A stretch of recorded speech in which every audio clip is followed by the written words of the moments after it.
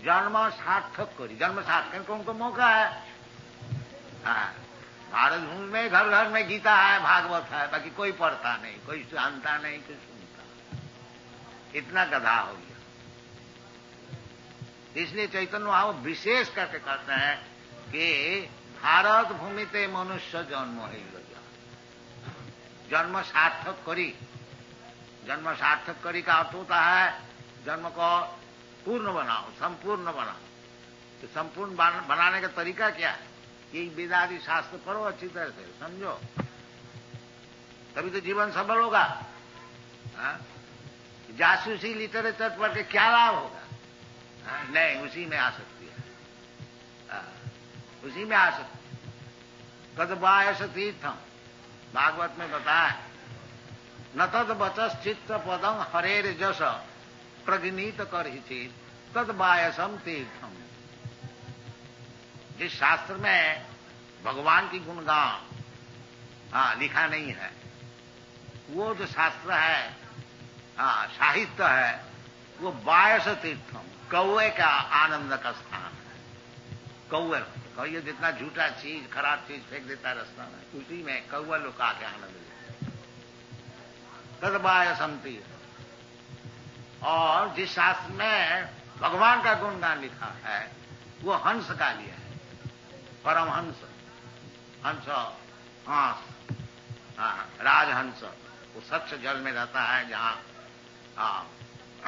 पद्म फूल और बड़ा वातावरण बड़ा सुंदर, वहां जाके वो हंस लोग रहता है। और कौए होता है जहाँ सब खराब चीज फेंक दिया जाता है, उधर कौए। ये पक्षी में ये विभेद है, कोई हंस है, कोई कौए है। इसी प्रकार ये जो शास्त्रादि है, वेदादि शास्त्र में जो ध्यान नहीं देते हैं और इधर उधर का न्यूज़पेपर, जासूसी सब खबर पढ़ते हैं, वो सब कौए हैं।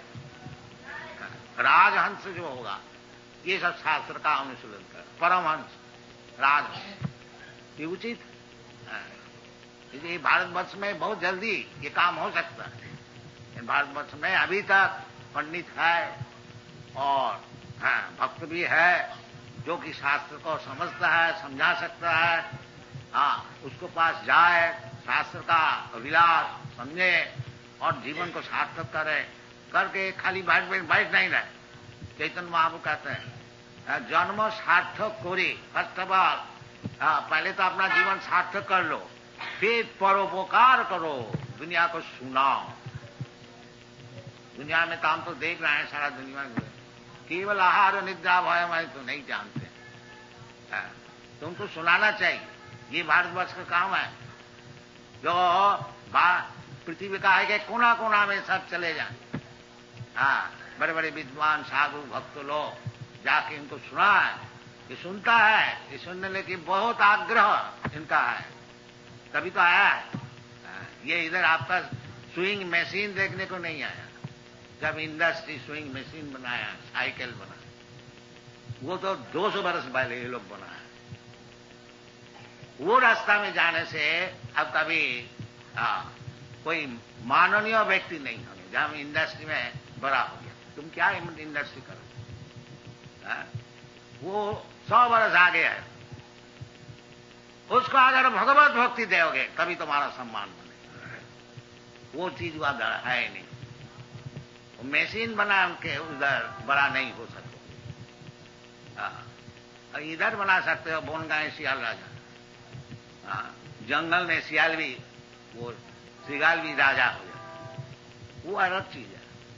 यदि भारतवर्ष का सम्मान चाहते हैं तो ये चैतन्य महाप्रभु का जो मिशनरी है, जो भारत भूमिते मनुष्य जन्म हईल जा, जन्म सार्थक करी करो परोपकार, ये भारत का मिशन होना चाहिए।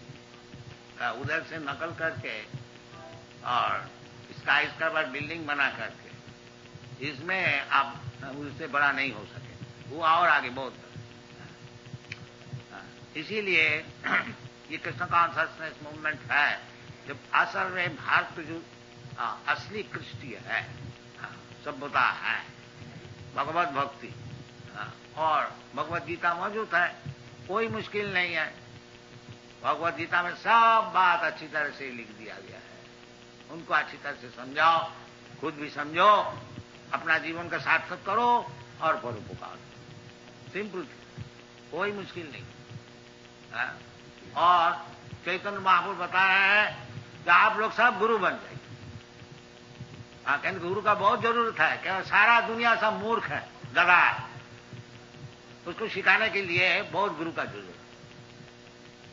भाई वो गुरु नहीं है जो अनसन बात बता करके उधर के मांस खाने के लिए सीख के आया और इधर सन्यासी बने, वो गुरु नहीं।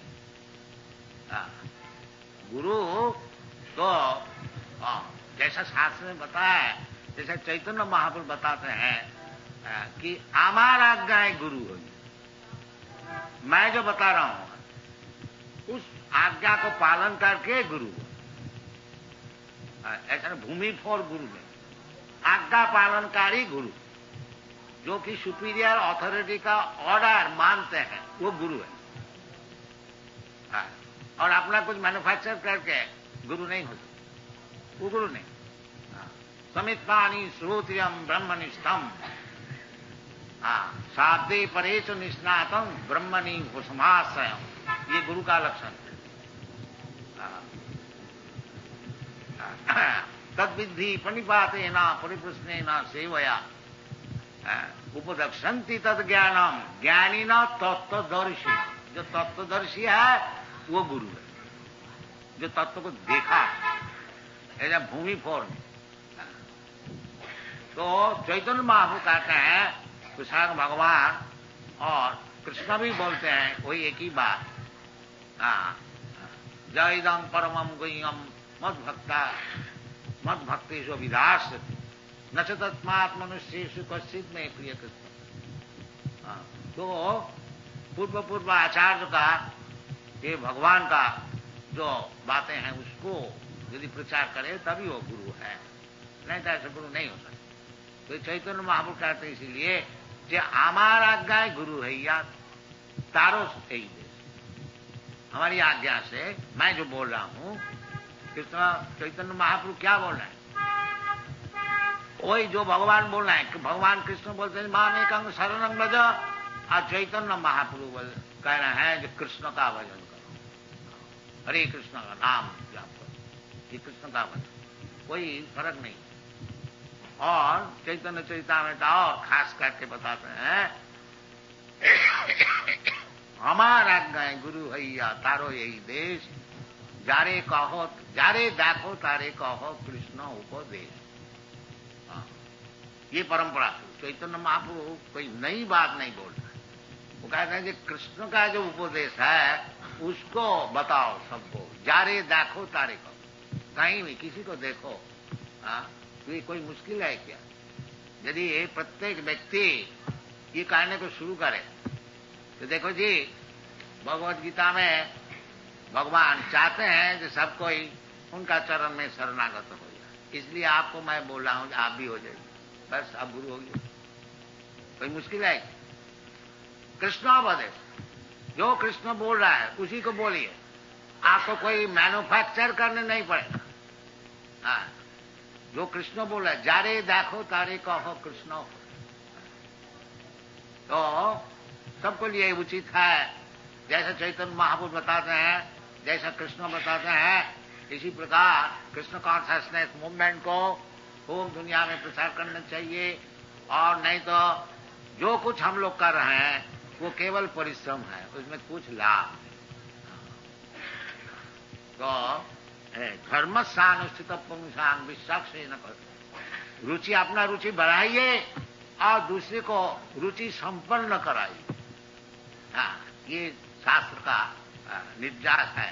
तो सबको मिल करके सबको समझा कि भाई कृष्णास्तु भगवान स्वयं, कृष्ण जो असल भगवान है वो कृष्ण है, कृष्णास्तु भगवान स्वयं, वो चाहते हैं जो उनका चरण में आप लोग सब शरणागत हो जाइए। और मैं भी उनका वृत्त और उनका जो संवाद है उसको वहन करके पियन कैसे आपको बस आ करके दंते निधाय तिनकं ये बड़े बड़े साधु लोग यही कहते हैं, दंते निधाय तिनकं पदयो निपत्य। हाँ, हम अपना मुंह में तीनों ग्रहण करके, हाँ, बहुत नम्रता से और बहुत खुशामदी करके आपको चरण में एक निवेदन कर रहा हूं। ये प्रचार जो विषय है, तो जो भद्र व्यक्ति होगा वो सुनेगा, अच्छा भाई बोलो, तुम इतना दीनता से नम्रता से कुछ चीज बोलने को चाहते हो, तो बोलो क्या बोलने को चाहते हो। तो बोलना है कि हे साधव, आप तो बहुत साधु है, आप बहुत जानने वाला है, सुनने वाला है, ये हमारा निवेदन है, सकलों में वह विहाय दूरा, जो कुछ आप सीखे हुए हैं उसको फेंक दीजिए, उसको दूर में फेंक दीजिए, सकलों में वह विहाय अधूरा। फिर हमको क्या करना है, चैतन्य चंद चरणे कृतानुराग, जो चैतन्य महाप्रभु जैसे बताते हैं उसका आप करिए। ये प्रचार का काम है। प्रचार कलिकाल में ये झगड़े का अड्डा है ऐसा, ज्यादा जबरदस्ती बोलने से बिगड़ जाए। हाँ, उसको बहुत खुशामदी करके, जो आपको पैर में गिर करके और खुशामदी करके और दंत में तीर्ण ग्रहण करके एक निवेदन कर रहा हूं, जो आप बड़े साधु है, बहुत सीखे हुए हैं, कृपा करके सब कुछ भूल जाइए, केवल चैतन्य महाप्रभु जैसे बता है ऐसे सुनिए। हाँ, क्या बता है ना, ओ जारे देखो तारे कहो कृष्ण, जिससे आपसे मुलाकात हो, बाजार में हो, घर में है, हाट में हो, और रेल में हो, एरोप्लेन में है, देखो जी ये भगवत गीता की वाणी है, सर्वधर्मान तो आप ये काम कीजिए, हरे कृष्ण बोलिए, बस अब गुरु बन। तो धर्म स्थान चित पुंसान विश्वसेन प्रकाशित। और भी एक धर्म का विषय बोला है। धर्म का अर्थ होता है ड्यूटी। तो ड्यूटीज एक एक व्यक्ति का एक एक ड्यूटी होता है, जैसा पहले आप लोग को सुना है। तो वास्तविक मनुष्य समाज में 4 विभाजन होना चाहिए। चातुर्वर्ण्यं मया सृष्टि, गुण कर्म विभाग, ये होना ही चाहिए। ब्राह्मण, क्षत्रिय, वैश्य, शूद्र। ब्राह्मण कौन है? जिसका दिमाग बहुत अच्छा है और प्रैक्टिस किया है, तपस्या किया है, सत्य, सम, दम, तितिक्षा, आर्जव, ज्ञानम, विज्ञानम, आस्तिकम, ब्रह्म कर्म स्वभाव, ये सिखाना चाहिए। एक class of man, there must be Brahmin, नहीं तो सोसाइटी को कौन गाइड करे? सब शूद्र हो गया तो कौन गाइड करे? कलियुग में तो यही मुश्किल है, कलौ शूद्र संभव, कोई ब्राह्मण नहीं। कौन सिखाएगा? ब्रेन नहीं है, शूद्र है पैर और ब्राह्मण है हेड और क्षत्रिय है बाहु और वैश्य है पेट। जैसा शरीर में 4 विभाजन है, इसी प्रकार समाज का 4 विभाजन होना चाहिए और सबसे परस्पर कोऑपरेशन, सहयोग होना चाहिए, तो परफेक्ट सोसाइटी। जैसा आपका हमारा ब्रेन है, पैर है, हाथ है, पेट है, ये अगर सहयोग करे तो शरीर सुस्त रहता है, सब काम ठीक ठीक चलता है। इसलिए भगवान कहते हैं कि चातुर्वर्ण्यं मया सृष्टि। ये जो ब्राह्मण, क्षत्रिय, ये सब आजकल का विचार है, सब उड़ा दो, केवल शूद्र ही रहो, उसमें कुछ लाभ नहीं। ये शूद्र लोग जो गवर्नमेंट में चला गया है, तो ये क्या गवर्नमेंट चला गया? शूद्र क्या जाए, तो क्षत्रिय चाहिए। इसलिए दुर्दशा, ये जो 4 विभाजन है धर्म, इसका नाम है वर्णाश्रम धर्म। हम लोग अभी नाम दिया है हिंदू। हिंदू नहीं, हिंदू तो मुसलमान का दिया नाम है, असल में शास्त्रीय नाम है वर्णाश्रम धर्म। हिंदू धर्म नहीं, वर्णाश्रम, 4 वर्ण 4 आश्रम, ब्राह्मण, क्षत्रिय, वैश्य, शूद्र और ब्रह्मचारी, गृहस्थ, वानप्रस्थ, सन्यासी। ये 8 चीज अच्छी तरह से ऑर्गेनाइज भाव से चलना चाहिए।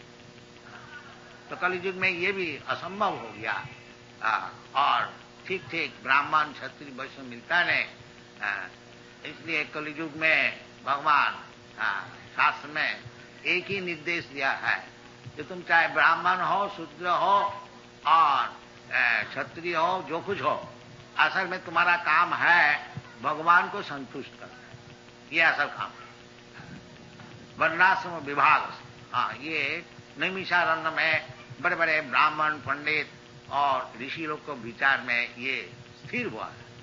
अतः पुंग भी द्विज श्रेष्ठ, ये शुद्ध गोस्वामी बताया। तो देखो जी, आप लोग तो सब द्विज श्रेष्ठ है, बड़े बड़े ब्राह्मण सब इधर उपस्थित है। तो शास्त्र का अनुसार ये निर्दिष्ट है। अतः पुंग भी द्विज श्रेष्ठ वर्णाश्रम विभाग, कोई वर्णाश्रम को बात किया, ये 4 वर्ण और 4 आश्रम। तो वर्णाश्रम विभाग सानुष्ठित धर्मस्य संसिद्धि हरितोषण, वही बात इधर भी है। जो चाहे ब्राह्मण होइए, चाहे ब्रह्मचारी होइए, चाहे शूद्र होइए, चाहे गृहस्थ होइए, जो कुछ असल आपका काम है संसिद्धि। यदि आप सिद्धि प्राप्त करने को चाहते हैं, संसिद्धि हरितोषण, भगवान को संतोष करना। तो कलियुग में ये जो विभाजन है, ब्राह्मण क्षत्रिय वैश्य शूद्र ब्रह्मचारी गृहस्थ वानप्रस्थ, स्थिति होना बहुत मुश्किल है।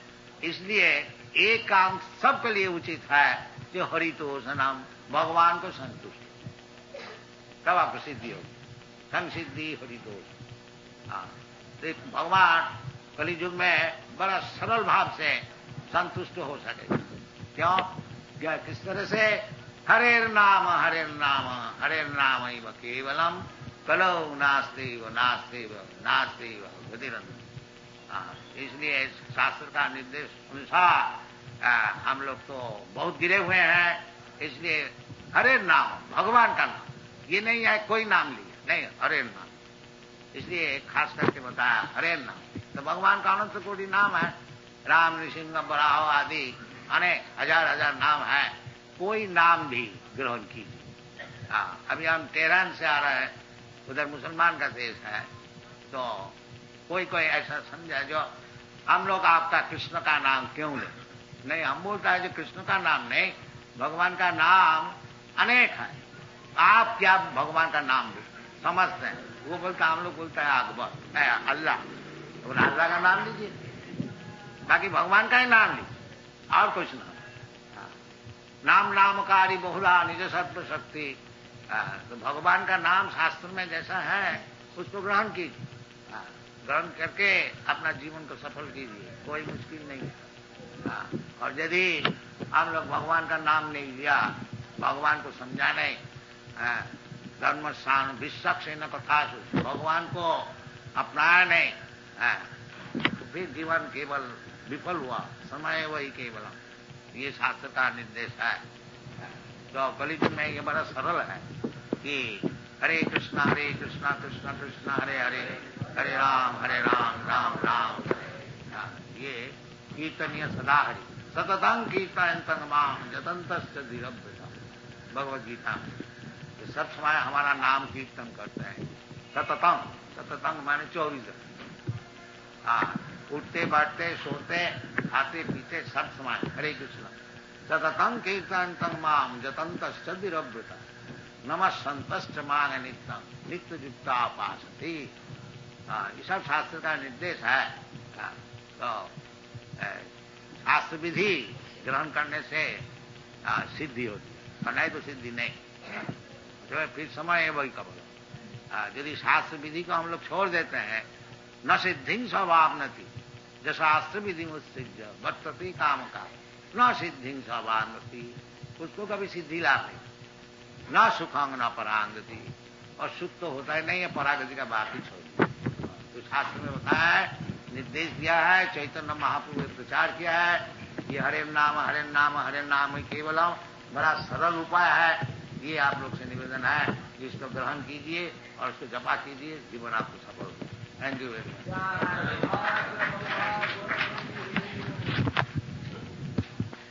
काली भक्त माने माटा खा भक्त, भक्त কিছু নয়। জনং দেহি রূপং দেহি রূপবতী ভাজ্যাং দেহি যশো দেহি, এইসব দেহি, আর আমি খুব মজা করি। কালী পুজো তাদের জন্যই করা হয়েছে যারা পাঁটা খাবে। এমনি বৃথা মাংস, কষাই খানার মাংস খেয়ে একবারে নরকে যাবে, সেই জন্য কালী পুজোর ব্যবস্থা করা হয়েছে যে মাসে একবার হয় অমাবস্যা, অমাবস্যাতে কালী পুজো করলে আর যাই হোক মায়ের প্রসাদ খাও, তো মাসে একবারই পাঁটা খাবার সুবিধা। আর রোজ নয় যে ওই দোকানেতে একটা কালী রেখে দিয়েছে, এটা তো স্বাস্থ্যবিধি। স্বাস্থ্যবিধি হচ্ছে কালী পুজো করে খাও, এটা মানে রেস্ট্রিক্ট কর। এটা যে খুব একবার রাস্তা করে দিয়েছে আজকাল যেটা চলছে সব জায়গাতে। মুসলমানের যে কোরবানি সেটা ওই বকরিদের সময় মসজিদে করে। এটা জীব হিংসা একেবারে নিষেধ শাস্ত্রে সব জায়গায়। খ্রিস্টানরাও 10 কমান্ডমেন্টস এর ভেতরে যাও শাল না ঠিক, কি মানছে কি শুনছে যা তা শাস্ত্র। সেই জন্য বলছে যশাস্ত্র বিধি মুৎসৃজ্য বর্ততে কাম কাল না সিদ্ধিংসা না সুখং না পরা। যারা শাস্ত্রবিধি ছেড়ে দিয়ে যা তা করে তারা সুখ তো কোনোদিন পাবেই না, সিদ্ধিও পাবে না, আর মুক্তির তো কোনো কথা।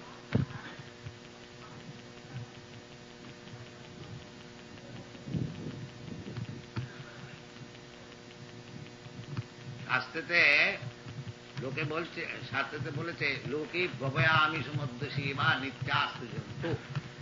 জন্তু মাত্রই 3টে জিনিসে খুব আকর্ষণ আছে। কি না, ববয়া স্ত্রী সংসর্গ করা, আর আমিষ মানে মাংস মৎস্যাদি ভোজন করে আমিষ। ববয়া আমিষ। আর মদ্য সেবা, লিকার, ড্রিঙ্কিং লিকার, এটা একটা সাধারণ আকর্ষণ আছে।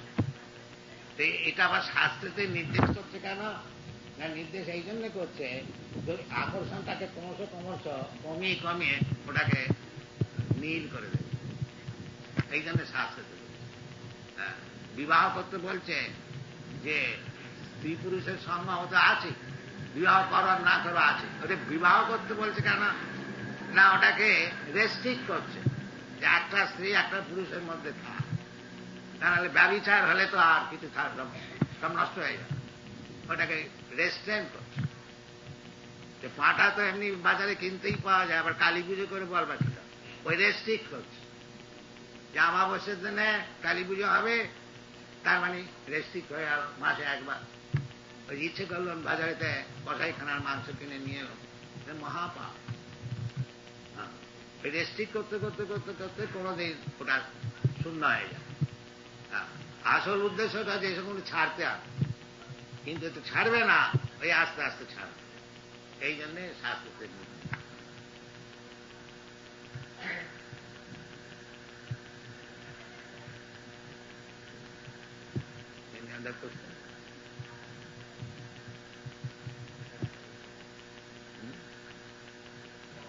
No more question? All right. Thank you.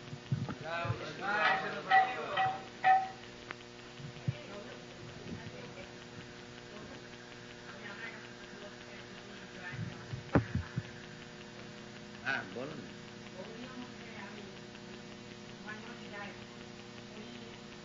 Gauri মঠের কথা এখানে আমরা কি করবো?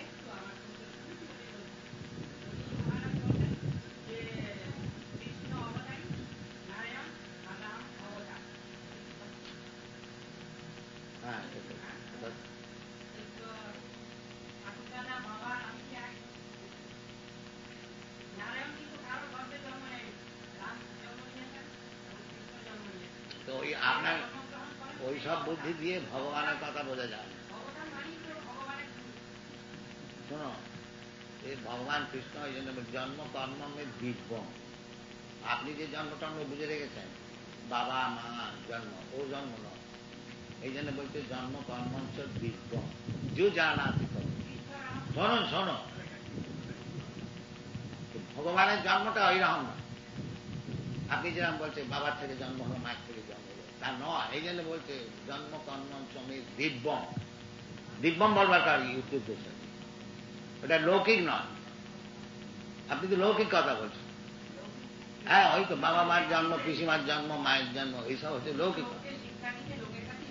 হ্যাঁ, তো সেইটা সেই জন্য বলছে যেটাকে জানতে হবে ভালো করে। জন্ম কর্ম দিব্যম যু জানাতি তত্ত্ব। আমি যে বুদ্ধি নিয়ে বুঝে রেখেছি জন্ম কর্ম, ওই সব বুদ্ধিতে চলবে। দিব্যম এবং তত্ত্ব তো জানতে হবে। এবং ভগবান নিজে বলছে যে মনুষ্যানাম সহস্রেষু কশ্চিৎ যততি সিদ্ধায় যততাম বিসিদ্ধ্যানাম কশ্চিৎ বেত্তি মাম তত্ত্ব। তত্ত্ব তো বুঝতে হবে, আর সেই তত্ত্ব তো বোঝাটা সাধারণ না। বলছে লক্ষ লক্ষ লোকের মধ্যে কেউ সিদ্ধি লাভ করে, আর যততাম বিসিদ্ধানাম, এই সিদ্ধি লাভ যারা করে তাদের মধ্যে কেউ জানে তত্ত্ব। আপনি বুঝে রেখেছেন যে মায়ের পেট থেকে যেমন ছিল কৃষ্ণ এরম জন্মেছে, রাম ওইরাম নয়, সেটা বুঝতে হবে, এটা তাত্ত্বিক বুঝতে হবে। এবং সে তাত্ত্বিক বুঝবার রাস্তাটাও ভগবান বলে দিয়েছেন, ভক্তা মাম অভিজানাতি যাবান যাচ্ছামি তত্ত্ব। ওই তত্ত্ব ভগবানকে তত্ত্ব তো বুঝতে হবে, যা আমরা বুঝে রেখেছি ওইরকম বুঝতে হবে। এবং তত্ত্ব বুঝবার জন্য যে তত্ত্বদর্শী না, ভগবান বলেছেন তদ্বিদ্ধি প্রণিপাতে না পরিপুষ্ণে ন সেবয়া উপদক্ষন্তি তদ জ্ঞানম জ্ঞানী ন তত্ত্বদর্শী। এই তত্ত্ব কথাটা আগে বুঝতে হবে, ওইরকম নিজের মন গড়া বুঝতে হবে এবং সেটা জানতে হবে। তদ্বিদ্ধি, সেটা জানো কি করে? প্রণিপাতে না, আগে নিজের যে বুদ্ধা বুদ্ধি আছে সেটাকে প্রণিপাত করতে হবে, প্রকৃষ্ট রূপে করে দিতে হবে। এটা হচ্ছে আসল কন্ডিশন। আমি খুব জেনে রেখেছি, বুঝে রেখেছি, বাস ঠিক হয়ে গেল না। তদ্বিদ্ধি প্রণিপাতে, হ্যাঁ, প্রকৃষ্ট রূপে নিপাত করে দাও। প্রণিপাতে পরিপ্রশ্নে, সেই ভয়া সেবা করতে হবে, পরিপ্রশ্ন করতে হবে, প্রণিপাত করতে হবে। এইরকম ভাবে করলে যে জ্ঞানী তত্ত্বদর্শী, যে তত্ত্ব জানে, সেই বুঝিয়ে দেবে। নিজের মন গড়া বুঝতে হবে, যেমন শাস্ত্রের নির্দেশ আছে সেরকম।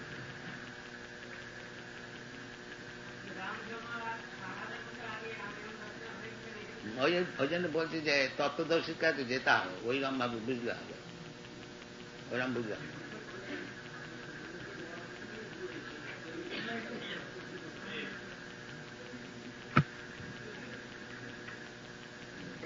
এটা স্পেকুলেশনের জিনিস না। অথাপিতে দেব পদাম বুজুদ্দম প্রসাদলেশান গৃহীত বৈ জানাতি তত্ত্বম। প্রসাদলেশ গৃহীত, যারা ভগবানের সামান্য একটু প্রসাদ পেয়েছে তারা তত্ত্ব তো বুঝতে পারে। জন্ম কর্মঞ্চ দিব্যম যে জানাতি তত্ত্ব, ভগবানের তত্ত্ব জ্ঞান হলে শুধু মুক্ত হয়ে গেল।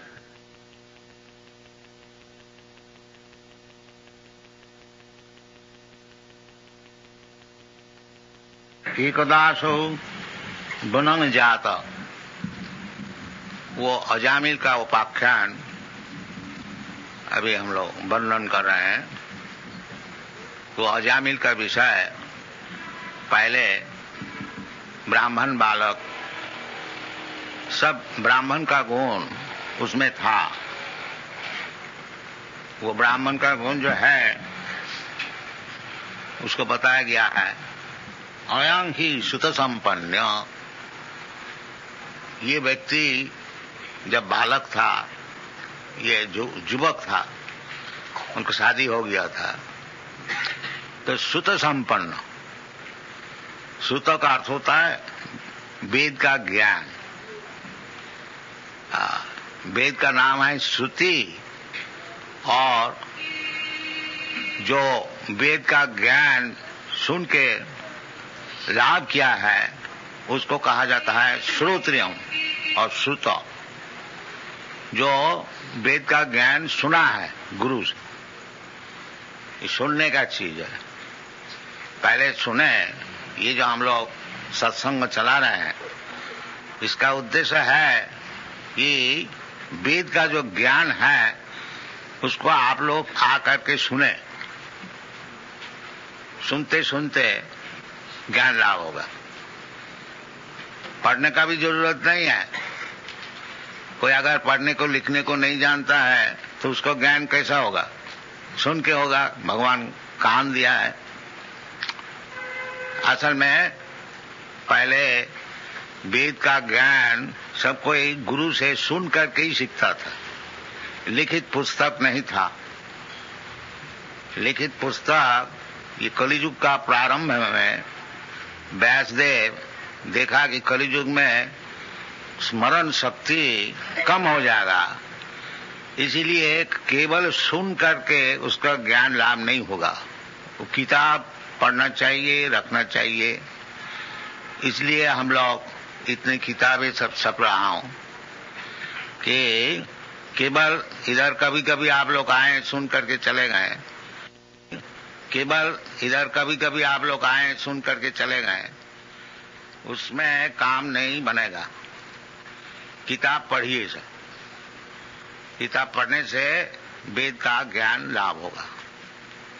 इसलिए ये जो ब्राह्मण बालक अजामिल आज इनकी इतनी दुर्दशा हुई है, उसका कारण ये जमराज का जो दूत है बता रहे हैं कि ये व्यक्ति पहले जैसा ब्राह्मण का गुण होना चाहिए तो सब इनका था।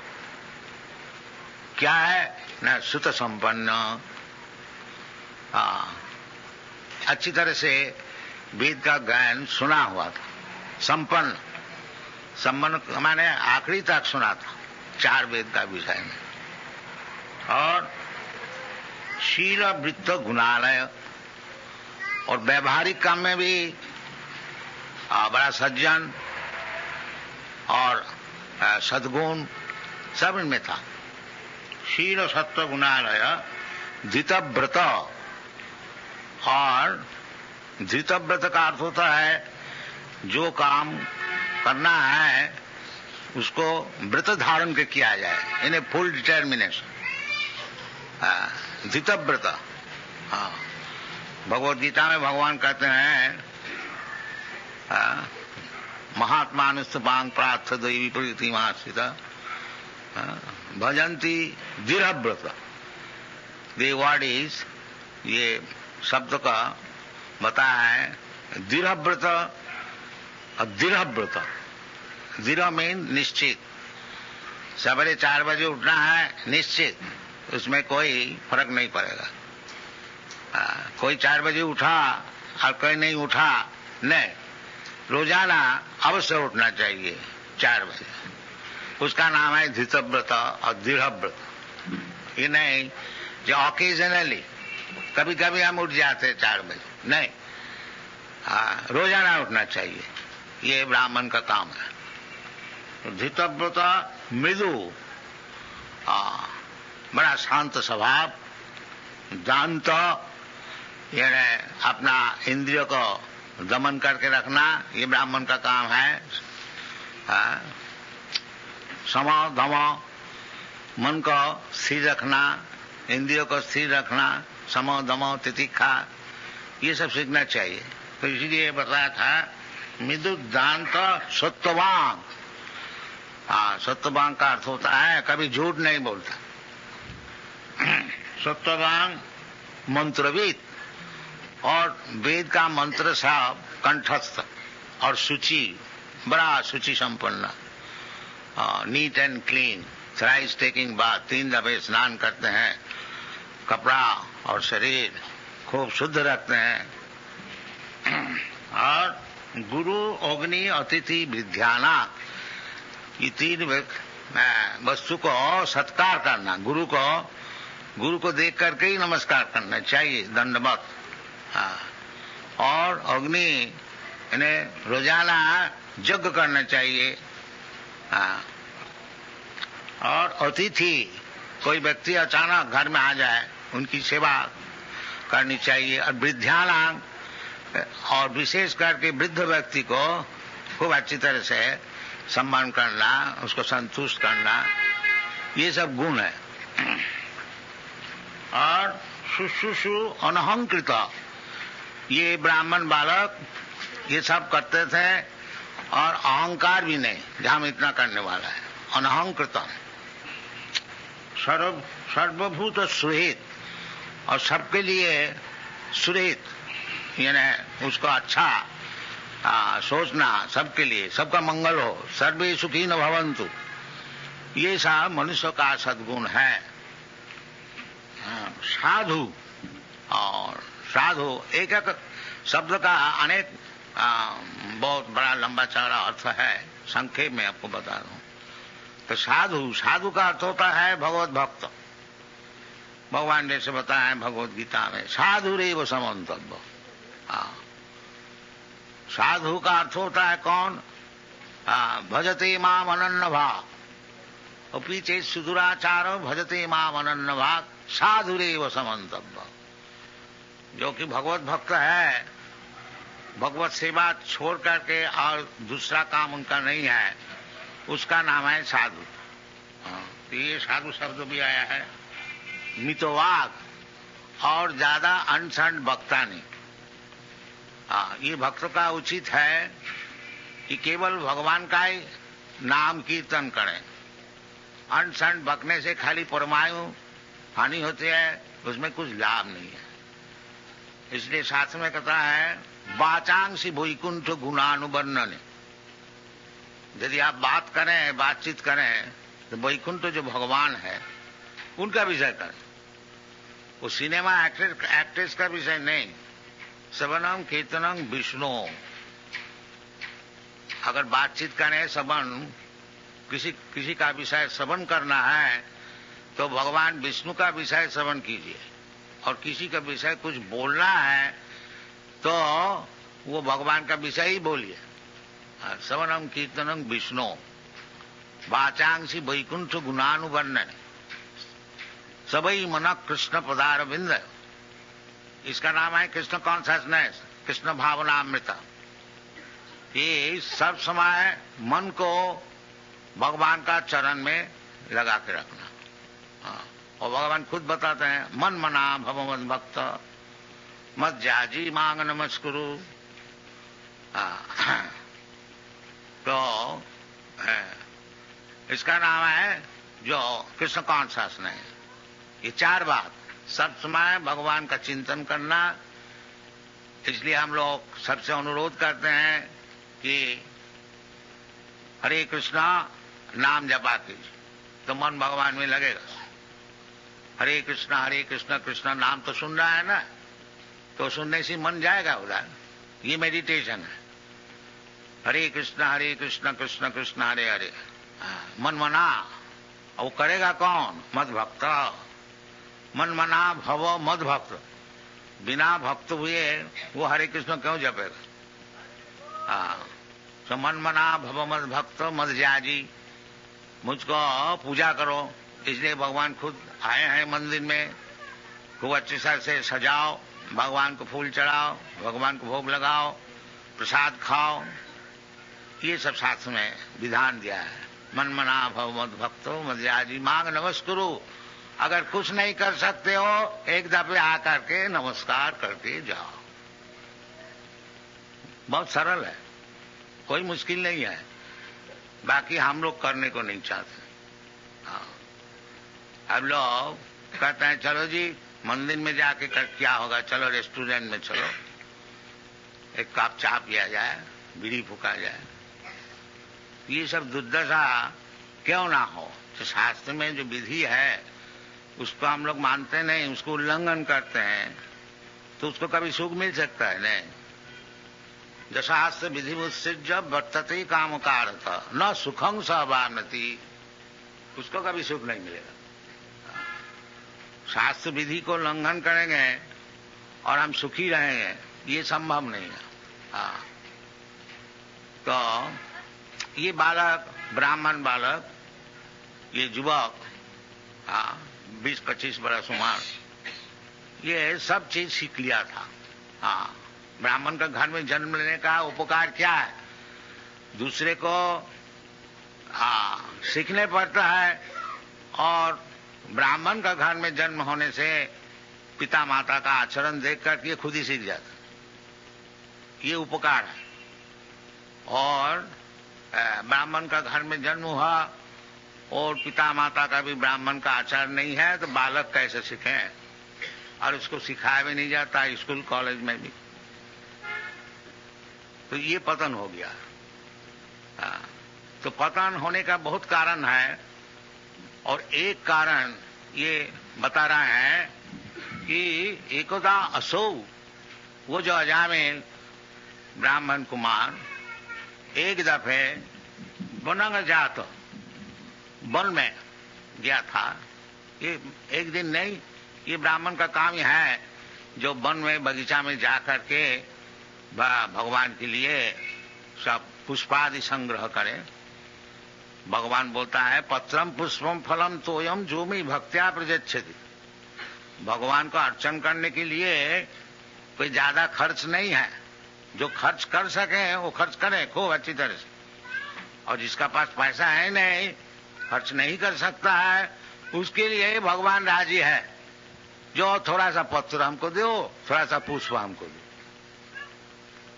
भगवान नहीं बोलता है जो हमको ये सोना के थाली में लूची पूरी कचौड़ी लिया कर। भगवान खाने का बहुत है, उनको खाने के लिए कोई अभाव नहीं है। उनको कहते हैं चिंतामणि प्रकर सदमसु कल्प वृक्ष लक्षा वृतिषु सुरभिरभिपालयन्तम लक्ष्मी सहस्र शत संभ्रम से भगवान। भगवान की सेवा करने के लिए शत सहस्र हजारों लक्ष्मी गॉडेस ऑफ फॉर्चून सब सेवा करने के लिए तैयार। तो भगवान का कुछ अभाव नहीं है। भगवान ये बम्बई में जुहू में आके बैठ गए हैं, जो बेचारी खाने को है ही नहीं, इधर आपसे मांगने को आया, ये बात नहीं है। बात यह है कृपा करके आए हैं कि आप लोग मन मना भव मद भक्त मध्य आदि मांग नमस्कुरु, ये सुविधाएं आपको देने के लिए आए हैं। और आप लोग चाहते हैं ये मंदिर किसी तरह से नहीं बने, भगवान इधर बैठ नहीं सके, ये आपकी प्रतिज्ञा है। भगवान बेचारी आए हैं आपको सुविधा देने के लिए, और आप लोग कृतनिश्चय है कि इधर मंदिर को होने को नहीं देंगे। जब कीर्तन होए पुलिस में एप्लीकेशन दो और पुलिस साहब कहें कि कीर्तन इज न्यूसेंस, तो ये परिस्थिति है। इसका नाम है कलियुग। जो भगवान कहते हैं जदा जदा ही धर्म सग्लानि भवति भारत तदात्मानं सृजामि हम। ये धर्म की ग्लानि जब होए तब हम खुद आते हैं कि हमारा कोई परम भक्त को भेजते हैं उनको उद्धार करने के लिए, और वो बेचारी आए भी तो आप लोग उसको बैठने को नहीं देंगे। ये परिस्थिति है। तो ये बालक ब्राह्मण का सब गुण वो सब लाभ किया था, परंतु एक दिन एकदा सो बनंग जाता, वो वन में जाने के समय इसलिए वन में जाते हैं ना, पितृ संदेश कृत द्विज। पिताजी घर में बैठ के भगवान की अर्चना कर रहे हैं और पिताजी आदेश दिया है बेटा ये सब फूल और घास और तृण ये सब ले आओ। ब्राह्मण है, उनका पास ज्यादा तो पैसा है नहीं, बाकी भगवान कहते हैं जो हमको पत्र पुष्प दो, पैसा है नहीं तो क्या हुआ, पत्र पुष्प तो कहीं भी मिल जाएगा। घर में भी मिल सकता है, घर का बाहर में भी मिल सकता है। ये कोई बात नहीं है जो लूची पूरी हलवा देने से ही भगवान संतुष्ट रहेंगे। नहीं, भगवान कहते हैं पत्रम पुष्पम फलम तो यम जूमी भक्त्या प्रदत्त कद हम मसनामी, मैं उसको ग्रहण करता हूँ, खाता हूँ। और भगवान आपका हाथ में एक दफे खा लिया तो फिर आपको क्या अभाव होगी, तब तो आप सबसे बड़ा आदमी हो गया। ये सब उदाहरण है जो भगवान एक दफे जिसका हाथ से खा लिया था उसको कभी दारिद्रता नहीं रहेगा। शास्त्र में बताते हैं। आजकल सब कोई हम लोग को पूछते हैं जी भगवत भजन करके क्या होगा, आदमी सब गरीब है और उसको पहले खाने को चाहिए, और हम लोग एडवर्टाइज करते हैं जिसको खाने के लिए कोई संस्थान नहीं है, पहनने का कपड़ा नहीं है और रहने का जगह नहीं है, आइए हमारा पास, हम बम्बई में और अच्छी तरह से मकान बना रहे हैं, सब आइए रहिए। बाकी कोई नहीं आता। हमको परदेश से आदमी लाने पड़ता है मंदिर चलाने के लिए। कोई आते नहीं। ये बहुत खेद का बात है, जो भारतीय क्रिश्चियन है उसमें भारतीय कोई आता नहीं। वो मिल में जाता है, इधर नहीं आता। तो हम लोग क्या करें? हम लोग तो खुशामदी कर रहे हैं, जाइए इधर रहिए, इधर भगवान का प्रसाद खाइए और कीर्तन कीजिए और सब चीज आपको मिल जाएगा। भगवान खुद कहते हैं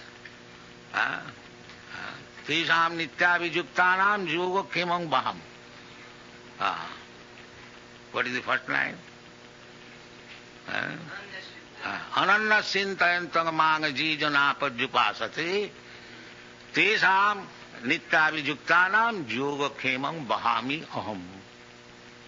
यदि आप अनन्य चिंतन, केवल भगवान की चिंतन में नियुक्त रहे, अनन्य चिंतन, तो अनन्य चिंतन जैसा ही कृष्ण कॉन्शियसनेस मूवमेंट जो हम लोग सिखाते हैं, तो अनन्य चिंतन सब समय 24 आवर्स 24 घंटा केवल भगवान का चिंतन और कोई चिंतन नहीं। जो कुछ काम किया जाए सब भगवान के लिए। इधर होता है एक्चुअली, आप लोग सब देखिए, हम लोग ऐसे नहीं है बैठ के रहते हैं सोते हैं, नहीं, हम लोग मंदिर मार्जन करते हैं, भगवान को सजाते हैं, भगवान को भोग लगाते हैं और भोग लगाने के लिए अच्छी तरह से रसोई करते हैं और रसोई के लिए चीज हम मांग के ले आते हैं और भगवान के लिए किताब लिखते हैं और किताब भी फिर छपाते हैं, प्रेस में जाते हैं, फिर इस तरह से अच्छी तरह से किताब छपा गया देखता है, फिर उसको बेचने के लिए कोशिश करते हैं। इसीलिए 24 घंटा हम लोग का एंगेजमेंट है, 24 आवर्स, 1 मिनट भी समय नहीं है। इसका नाम है अनन्य चिंतन, और कुछ चिंता नहीं है, केवल भगवान का विषय। जैसा साधारण व्यक्ति उस सब समय अपना घर गृहस्थी का चिंतन करते हैं, किस तरह से अपना गृहस्थी को पालन किया जाए, किस तरह से लड़का बच्चों को शिक्षण दिया जाए, किस तरह से रुपया उपार्जन किया जाए, ये जैसा उनका चिंतन है, हम लोग का भी ऐसी चिंतन है। बाकी भगवान के लिए, भगवान का मंदिर किस तरह से बनेगा, इतना क्यों लड़ाई हम लोग इधर करते हैं। हमारे 108 मंदिर है और एक अगर इधर नहीं हुआ तो 107 तो जरूर रह जाएगा, तो उसमें हमारा कुछ नुकसान नहीं है। बाकी हम लोग सोचते हैं जो ये भगवान का मंदिर, बम्बई इतना बड़ा भारी शहर है, क्यों अच्छी तरह से नहीं बनाया जाए, ये हम लोग का चिंता है। बाकी बाधाएं देते हैं, नहीं तुमको नहीं देगा, तो बाधाएं होने दीजिए, बाकी हम लोग चिंतन नहीं छोड़ेंगे। हमारा चिंतन चलेगा, ये हमारा काम है। उसमें सफल होए और नहीं सफल होए वो चिंतन है नहीं। सफल होगा भगवान की इच्छा होगा तो तुम इच्छा होगी तो सफल होगा, और नहीं होगा तो हमारे क्या, भगवान का काम भगवान को करने को नहीं दिया, तो उसमें हमारा कोई नुकसान नहीं है। तो ये इसका नाम है मन मना मम भक्त। ये इतना प्रयास कौन करेगा अगर भक्त नहीं हुआ? वो लोग छोड़ देगा, बोले क्यों इतना झंझट में जाए, चलो जी इतना टाइम तो कुछ शेयर मार्केट में स्पेकुलेशन करने से कुछ रुपया पैदा हो जाए। तो ये भक्त ही कर सकता है, मन मना भव मत भक्त। इसलिए भगवान कहते हैं भगवत भक्त, क्योंकि उसका चिंतन सब समय रहेगा और वही सबसे बड़ा योगी है जो भगवान का चिंतन किसी तरह से जेनो तेनो प्रकार, ये चैतन्य महापुरुष का फिलोसॉफी है, किसी तरह से जेनो तेनो प्रकार मन कृष्ण निवेश, किसी तरह से मन जो है उसको भगवान का चरण में लगाइए। ये कृष्ण कॉन्शियसनेस फिलोसॉफी। तो हर किस्म का काम इधर है, कोई काम आप लीजिए उसमें कृष्ण सेंटर, इसलिए वो मन मना भव मत भक्त, वो भक्त हो गया और मन सब समय भगवान का चरण में उसको लगा रहा।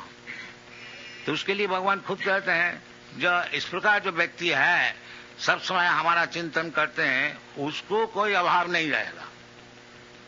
उसका अभाव का विषय है मैं खुद देखूंगा। तेषाम नित्याभियुक्तानाम योगो क्षेमं वहामि अहम। Whatever necessities they have got, Krishna is being personally, here, you take it.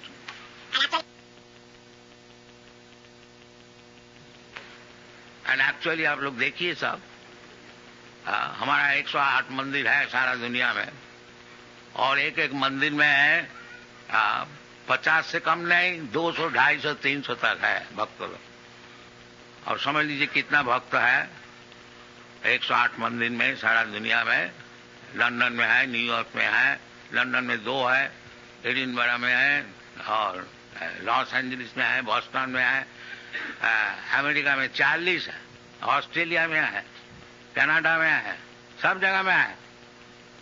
बाकी कोई भी मंदिर में आप लोग जाइए, देखिएगा कुछ अभाव नहीं है। जोगो खेमंग वहाम हम, ये प्रैक्टिकल है, ये थियोरिटिकल नहीं है जहां हम लोग धोखा देते हैं, बात बताते हैं।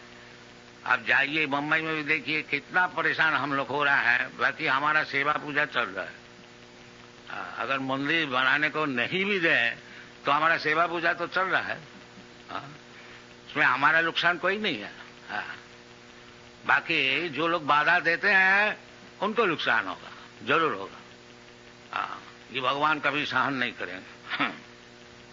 तो ये सब होनी चाहिए भारत में, विशेष करके ये, क्योंकि भारतीय संपत्ति है भगवत भक्ति। भगवत भक्ति जो है विशेष करके भारतवर्ष में ही है, इसलिए देवता लोग भी भगवान से प्रार्थना करते हैं कि हमको फिर भारतवर्ष में जन्म दीजिए। इस शास्त्र में भारत भूमि ऐसी है पुण्य भूमि कि इधर में जिसका जन्म हुआ है वो स्वाभाविक तौर से ही भक्त होते हैं, उसको जबरदस्ती उसका भक्त बनाया जाता है। अभी तक जब हम लोग कोई संकीर्तन मूवमेंट किसी शहर में करते हैं, आप लोग देखा होगा मुंबई में हम लोग वो what is that place, cross मैदान में 2 दफे 3 दफे किया था। तो 30,000 40,000 व्यक्ति सब आते थे। कलकत्ता में किया था, उधर भी यही, हैदराबाद में किया था, मद्रास में किया था। तो अभी तक भगवत भक्ति भारतीय लोग भूला नहीं है, उनको जबरदस्ती भुलाया जाता है। तो भूला नहीं, इसको छोड़ना नहीं, फिर मनुष्य जीवन का असफलता हो जाएगा। ये नहीं, मनुष्य जीवन का सफलता चाहते हैं तो ये भगवत भक्ति अवश्य ग्रहण किया जाए। भगवत भक्ति हीन जाति जपस तप क्रिया अप्राणस्य ही देह समन्नन लोकरंजन। भगवत भक्ति जिसका है नहीं, उनको बड़ा जाति और जपस तप ऑस्टेरिटी तपस्या और क्रियाकांड, ये सब कैसी है? दे अप्राणस्य ही देह समन्नन लोकरंजन। जैसा मुर्दा को सजाया जाता है, मुर्दा को सजाने से मुर्दा का क्या लाभ होता? कुछ नहीं लाभ होता, न किसी का लाभ होता। लोक रंजन, एक लोक रंजन है। देखो जी ये मुर्दा को कैसा सजा के ले जा रहा है, आदमी ताली ठोकेगा, देखो जी, बाकी उसमें लाभ कुछ नहीं है।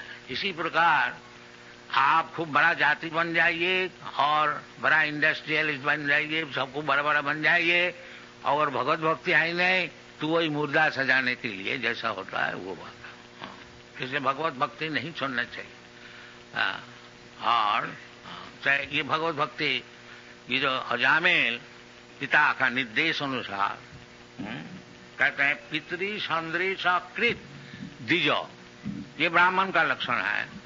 जो पिताजी पूजा में बैठे हुए हैं और पिताजी ऑर्डर दिया है, अज्ञान, जो बेटा थोड़ा फूल फल ले आओ और भगवान को सेवा में लगाएंगे, और दिज, ये दिज का काम है। आदाय तत्व आवृत्य फल पुष्प समित कुशान, और पिता का निर्देश अनुसार वो बालक फल फूल और समित यानी कुश ये सब लेकर के आ रहे थे वन से। और रास्ता में क्या देखा है कि ददर्शा कामिनं कश्चित्, एक कामी पुरुष को देखा। कामी माने शूद्र, शूद्र होता है कामी, और ब्राह्मण होता है संयमी, काम को संयमन करते, सम दम, अगर कोई व्यक्ति लास्टी डिजायर्स को दमन नहीं कर सकता है वो शूद्र है, और जो दमन कर सकता है वो ब्राह्मण है, वो स्वामी है, वो गोस्वामी है। स्वामी का अर्थ होता है मालिक, गोस्वामी का अर्थ होता है जो इंद्रिय का मालिक। साधारणतः इंद्रिय का दास होता है। जीवा है एक इंद्रिय, वो बोला जी एक बीड़ी हमको दीजिए, जीवा सूख गया है तो इसी वक्त बीड़ी देनी चाहिए। तो इसका माने मैं जो है जीवा का दास है। जीवा बीड़ी मांग रहे हैं, सिगरेट मांग रहे हैं, हम भी उसको दे रहे हैं। इसके माने हम तो समझते हैं मालिक है इंडिपेंडेंट, बाकी हम जीवा का दास है। और जब अब जीवा का दास नहीं होंगे, जीवा बोलता है हमको बीड़ी दीजिए, आप जब बोलेंगे नहीं बीड़ी नहीं, तब अब जीवा का दास नहीं, गो का दास नहीं है, गो का स्वामी है, गोस्वामी, उसका नाम है गोस्वामी। जीवा एक इंद्र है, इंद्र का नाम होता है गो, और जब गो का दास हो जाते हैं तो गो दास, और जब गो का स्वामी हो जाते हैं तो गोस्वामी, इसका नाम है। गोस्वामी ये नहीं है तो नाम में तो गोस्वामी है और है बीड़ी का दास, ऐसे काम नहीं चलेगा। गोस्वामी का अर्थ होता है जो गो का स्वामी है। स्वामी जो टाइटल दिया जाता है सन्यासी को, इसका मतलब है जो सब इंद्रियों का स्वामी है, इंद्रिय का दास नहीं है। तो इसी प्रकार कहते हैं आदाय तथा फल पुष्प मित्कुशं ददर्श कामिनं कश्चित्, कामिनं लस्टी मैन, दैट मीन्स शूद्र। एक शूद्र को देखा, कामिनं क्वचित् शूद्रं, शूद्र बता दिया, सह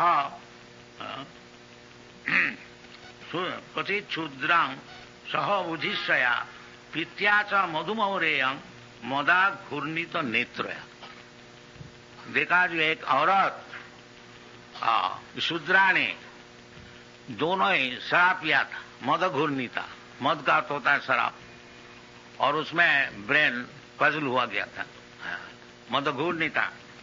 पित्या च मधुमौरेयं मदा घूर्णित नेत्र, आग भी घूम रहा था, इन्हें बहुत अच्छी तरह से पिया हुआ था शराब। आजकल तो इसमें इनकरेजमेंट दिया जाता है, जाइए इधर शराब का दुकान है, बाकी ये सब शूद्र का काम है। ये ब्राह्मण का काम नहीं है, ये शूद्र का काम है। मत्तया श्लित विश्लित निव्या, और वो कपड़े भी सब ढीला हो गया था। विश्लित निव्या व्यपीत निरपत्रम, और दोनों मिलकर के वो आलिंगन चुंबन आदि सब कर रहे थे पब्लिक रोड में, निरपत्र, कोई लज्जा नहीं, बिल्कुल लज्जा नहीं, निरपत्र। किरंतम अनुगायंतम, ऐसे सब काम कर रहे थे, और वो सिनेमा का गान भी गाते थे। उस समय सिनेमा शायद नहीं था, तो अनुगायंतम ऐसी कुछ lust invoking songs they were singing, and hasantam and laughing and smiling and अनंतिके, बस कोई बाधाएं नहीं। ये एक औरत और एक शूद्र और एक शूद्रानी को देखा। ये ब्राह्मण देखिए इतना क्वालिफाइड है, इतना क्वालिफाइड होते हुए भी सामने में जब देखता है तो उसका मन जरूर विचलित हो जाता है। वो तो बालक है, युवक है, और एक ब्राह्मण बालक एकोदा कभी ऐसा देख करके कितना उनका पतन हुआ था वो तो आगे मालूम होगा। और हम लोग रोजाना देखते हैं, अगर रास्ता में नहीं है, रास्ता में भी है, और उसको तस्वीर सिनेमा में भी दिखाया जाता है, तो किस तरह से युवक वो अपना ब्राह्मण धर्म में प्रतिष्ठित रहेगा, असंभव है। एक दफे देख करके अजामिल का कितना पतन हुआ था। वो फिर चोर बन गया, डाकू बन गया, ठग बन गया, और जो कुछ होने का था उसका सब हुआ था। और एक दफे देख करके, एक शूद्रानी को आलिंगित देख करके, और हम लोग रोज देख रहे हैं सिनेमा में, तो हमारा कितना पतन हुआ है और होने वाला है वो आप लोग थोड़ा समझ लीजिए। हाँ, ये कलियुग है। इसलिए ये जो भारतीय कृष्टि वैदिक सभ्यता, इसको साधारण तौर से रक्षा करना बहुत ही मुश्किल है। इसलिए कलियुग जैसा बीमार है ऐसा दवाई भी है। ये शास्त्र में ऐसा बताया है जो कलियुग जो है ये दोष का निधि है, समुद्र है दोष का, इतना दोष है। ये भागवत में 12वें स्कंद में बताया गया। तो इसके लिए दवाई क्या है, दवाई भी बताया। वो क्या चीज है? कलो दोष निधि राजन अस्ति जी को महान गुण।